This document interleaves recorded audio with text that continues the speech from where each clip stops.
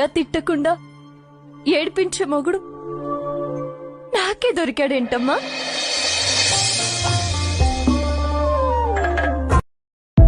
నిన్ను చూస్తే కంటి మీద కొనుకు రాదు పిల్లడు,